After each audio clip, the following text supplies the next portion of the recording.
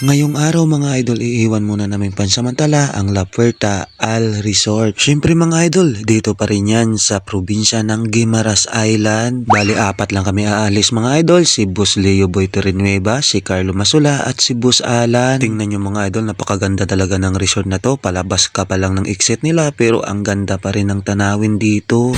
Aalis muna kaming apat mga idol kasi nga may tingnan kaming isang resort. At dito na nga kami mga idol, fast forward na lang tayo. Kung nakikita nyo, patawid tayo dito sa plastic na bridge papunta dun sa kanilang floating cottage o floating restaurant. Check muna namin dito mga idol, pero pag magustuhan yan nila busing, siyempre lilipat din kami dito, mag-overnight din kami dito. Kaya samahan nyo kami mag-survey kung gaano kaganda ang resort na to. Siyempre dito pa rin yan sa Guimaras Island. Kung nakikita nyo mga idol, napakaganda din talaga ng sit up nila dito. Napakasarap siguro dito kumain, mag-chill at siyempre mag-swimming. Siguradong mag-i-enjoy tayo dito mga idol. Tingnan nyo yung view mga idol, parang sa napakagandang paraiso ka lang. Siguro mga idol, marami na rin mga vlogger na nakapunta dito at na-document itong resort na to. Tayo mga idol, first time natin, siyempre wag na natin palampasin at i-vlog na natin ito. At kung napansin nyo mga idol, wala pang guest yan kasi nga napakaaga pa yan. Pagising namin, pumunta kaagad kami dito. At ito nga, nag-sign of approve na tayo. Ibig sabihin, pasado ito para sa amin. Sadyang napakaganda naman talaga ng resort na to mga idol, yung floating cottage nila, yung plastic na bridge, yung mga tanawin sa paligid.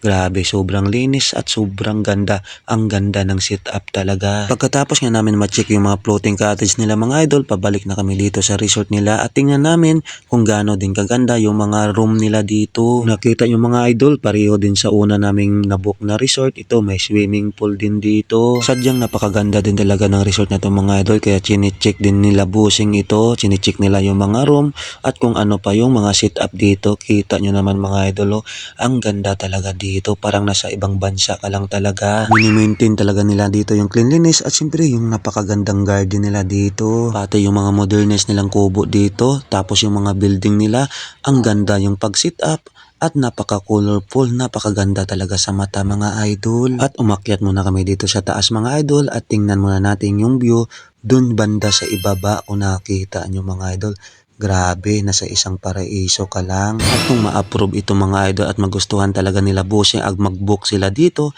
siyempre abangan ninyo yung next vlog natin dito kung ano yung activity namin dito. Siguradong mag-i-enjoy na naman tayo. Kita nyo naman mga idol, kahit yung canteen nila napakagara, pangyayamanin talaga dito mga idol. Grabe, ang ganda. Kaya sinusulit talaga nila busing yung bakasyon nila mga idol at pinupuntahan nila yung mga magagandang, magagarang mga resort dito sa Guimaras Island. Pagkatapos nga nila ma-approve dito sa reception mga idol, ito mga idol, pabalik na kami dun sa itaas.